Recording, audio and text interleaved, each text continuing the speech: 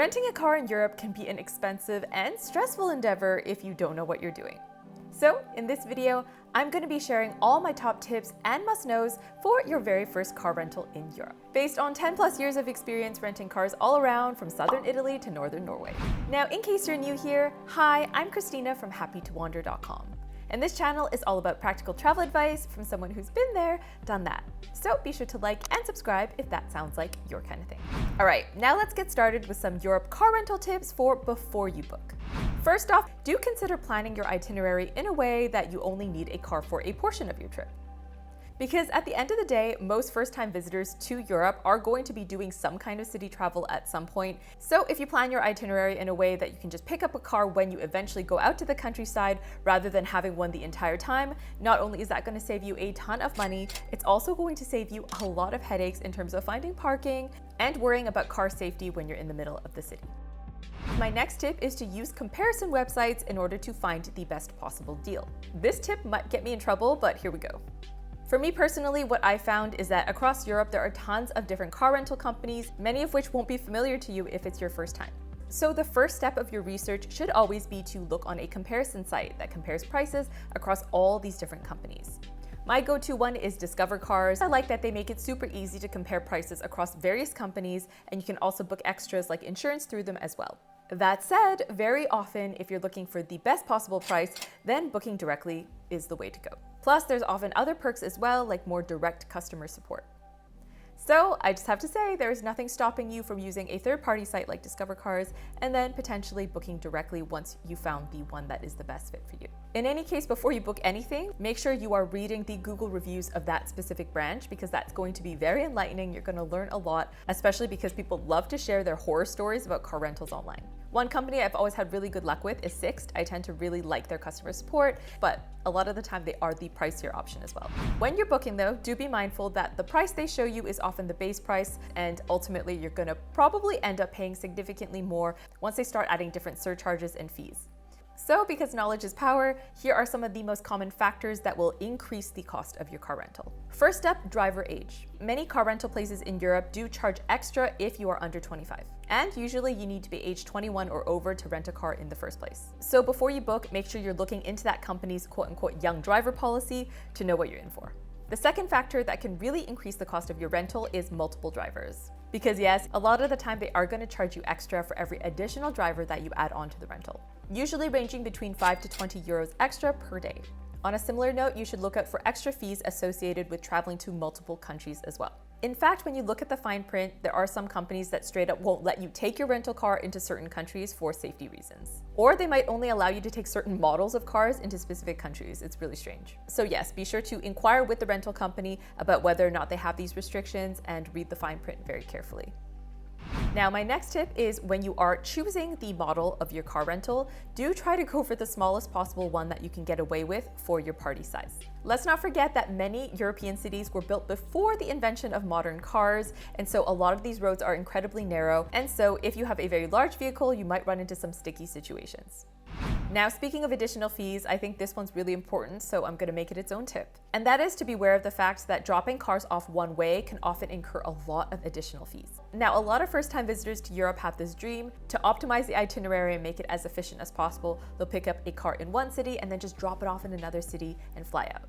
Unfortunately, this isn't as straightforward as it sounds. While in theory one-way drop-offs are possible, the reality is this can cost quite a lot extra, especially if you're wanting to drop your car off in a different country. So definitely consider this before you commit to a rental.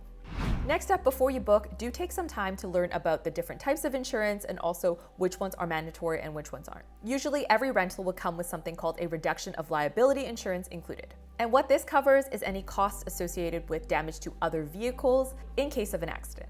Every car rental company must provide this third-party liability insurance just because it's illegal to drive without it. What's optional but highly recommended though is an additional insurance that covers any damage to your vehicle in case you get into an accident. Now, if you want this extra insurance that essentially puts a cap on how much you're going to have to pay out of pocket in case of an accident, then you have two options. You can either buy an additional insurance plan from the rental company that you're renting your car from, or you can get insured elsewhere.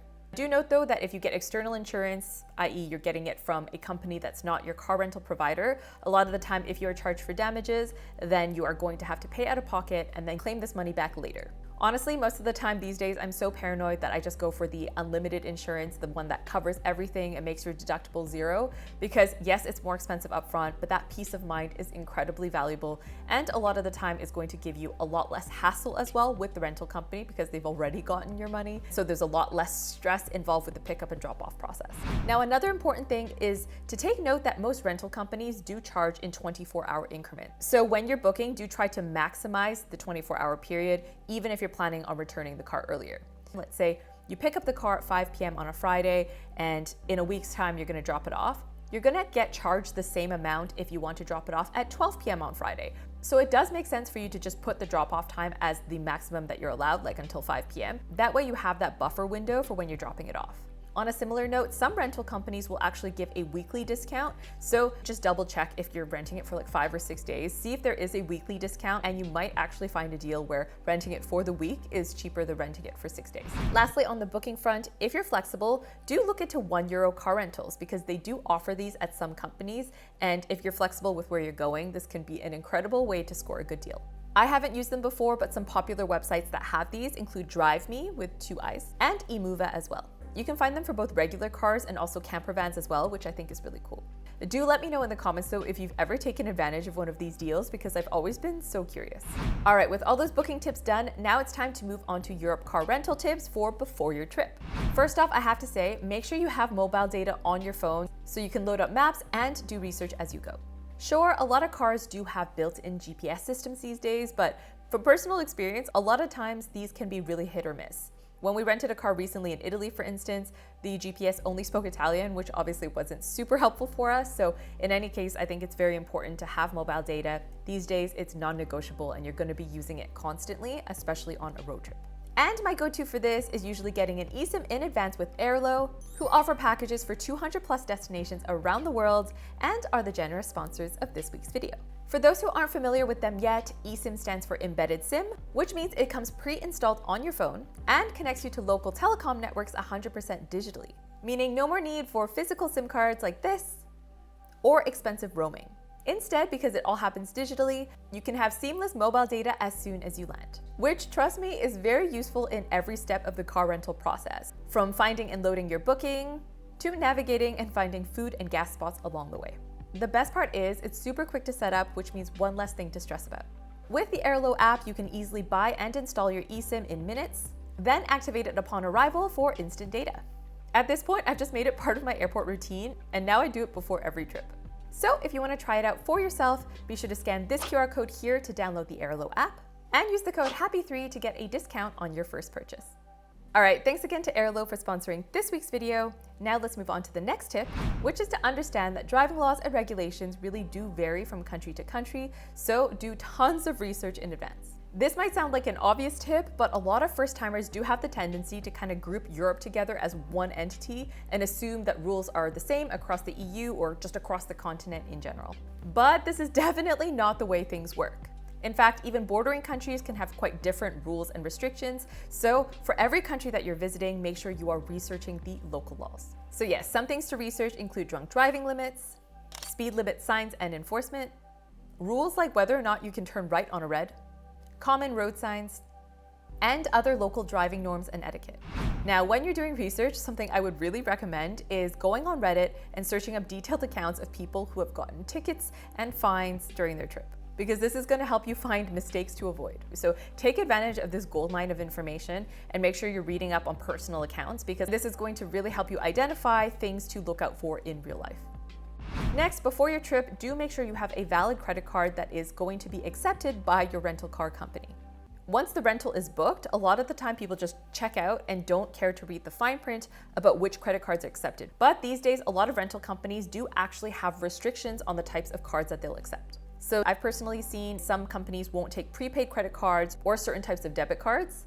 I also had a rental recently where they don't accept cards from online-only banks. So yes, always read the fine print, and while you're there, also check the price of the deposit as well, and make sure that the limit on your credit card is going to be able to accommodate that, because Honestly, it depends on the company, of course, but a lot of the time the deposit can be quite hefty. Luckily, these days deposits are primarily a hold on your credit card. So this just means they don't actually charge your card that amount, but they put a hold on it in case they do need to charge it in the future.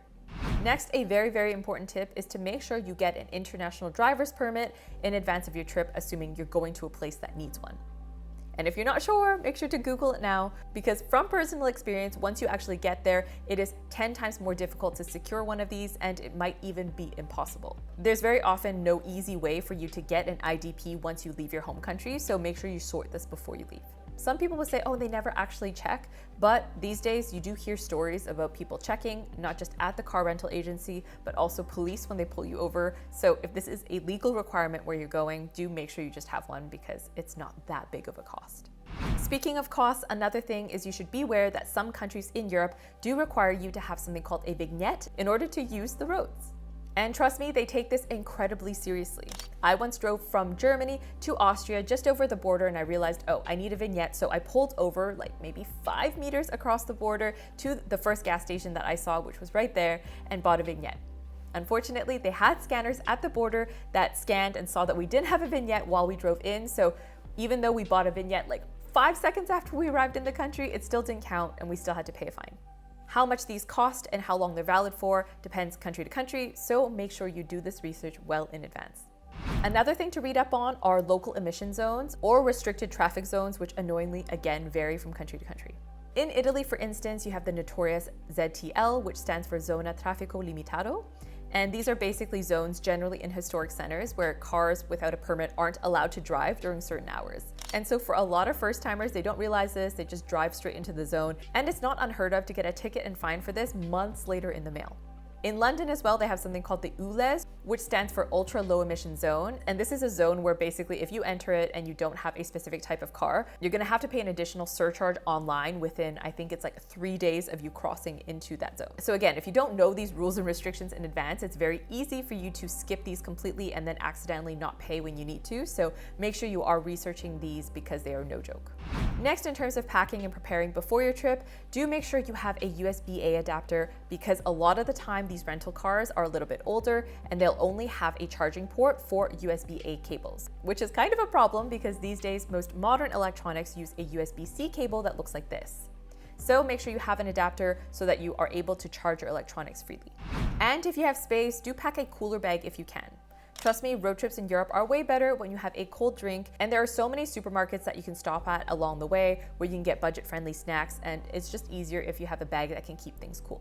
One travel hack I really like is using a cooler bag, kind of like a packing cube or an organizer in your suitcase. That way you have a packing cube that essentially serves a double duty purpose. And make sure you have multiple pieces of ID as well in advance of your trip, because a lot of the time they want to see more than just your license. Oftentimes they'll ask for other things, like usually a passport, and sometimes they'll want multiple pieces of ID, so don't just assume they need your license and that's it. All right, finally, here are some Europe car rental tips for once you arrive. First, do be punctual in collecting your car. They can and do give latecomers cars away. And yes, this is even true when you've prepaid. And I speak from personal experience because I've had, I think, 2 instances in Germany and France where we've shown up after the time that we put on our pickup time thinking, oh, we've prepaid, it shouldn't be a big deal because the car is going to be held for us. But in reality, what happens is when you don't show up at the time you say they have the right to give the car away to someone else. So do make sure you are punctual when you are collecting your car, or if you're running late, make sure to call them or email them to let them know. Also, when you're at the desk, don't fall for the free upgrade trap if you don't actually want the vehicle that they're proposing.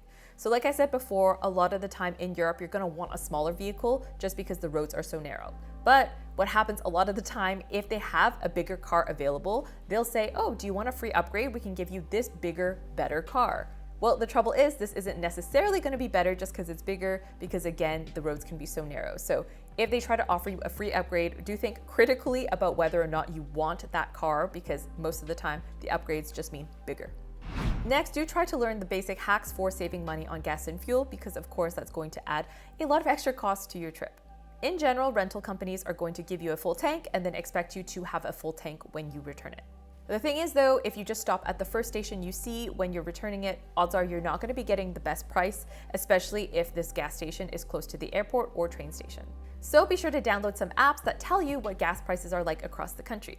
I tried to find an app that worked for across Europe, but I couldn't find anything that was really good. Instead, most countries actually do have apps of their own, so depending on where you're going, be sure to search up country plus gas app, and then you'll be able to find something that gives you more accurate prices. Google Maps actually has this functionality built in certain destinations, so be sure to look into that as well. And when you're picking up the car, do ask the rental company if they have any agreements with local gas station chains, because I've had it a few times where car rental companies have partnerships with different gas companies. So if you just show them the key fob from your car rental company, you can be eligible for special pricing. Otherwise, just look into any memberships you have and see if that will help you qualify for any discounts abroad. So if you have a Costco membership, for instance, that can get you much cheaper gas in countries like Iceland and the UK where they have Costco as well. Next up, do learn how they enforce speeding in your destination, because if you understand how it works, that can help you avoid getting fined. Again, like most things, this is going to depend on the country, but generally speaking, I've found that European countries are very unforgiving when it comes to speeding. And oftentimes these fines have a habit of just showing up in your mailbox months after your trip. And what's annoying is car rental companies will often charge you for sending that bill to you. So not only are you getting fined, you're also having to pay a mail forwarding fee with the company, which is so annoying.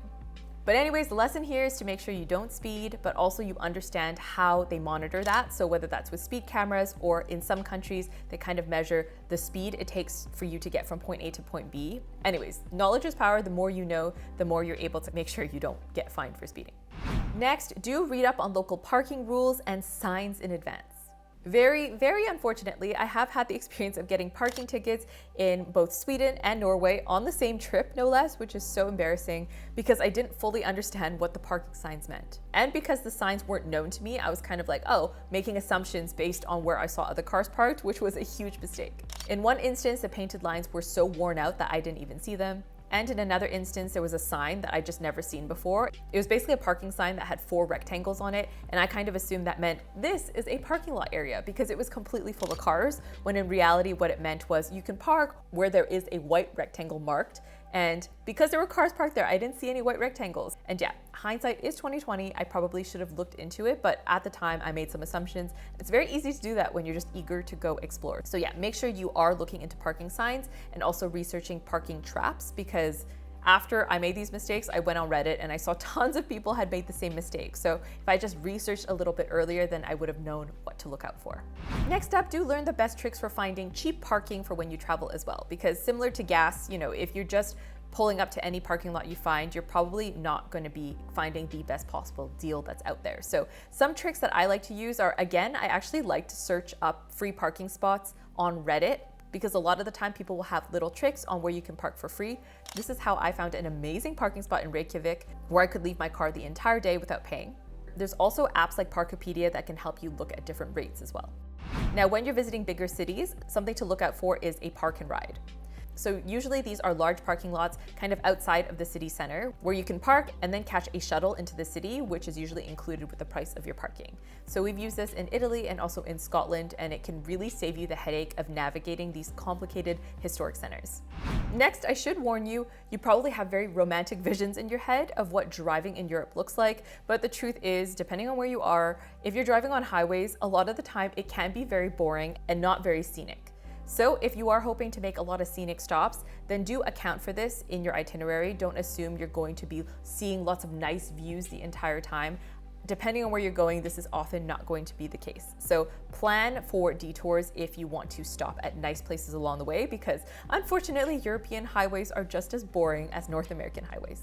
Also, when it comes to looking up speed limits, don't assume that the speed limits that are listed on Google Maps or on other navigation apps are correct. These days, a lot of them do have speed limits built in and they'll tell you when you're speeding, but I have heard horror stories that they're not always accurate, so do still keep an eye out for any signs that tell you what the speed limit is. And lastly, do make sure you are checking the forecast every day of your trip, and also for the different destinations that you're hitting up, because weather can be so crazy, you never know when you're going to run into a storm or if you're going to run into dramatically different conditions. So don't just assume the weather in the place that you're starting out at is going to be the weather for the entire day. Conditions can change rapidly. All right, thanks so much for watching. Be sure to like and subscribe for more travel videos just like this one.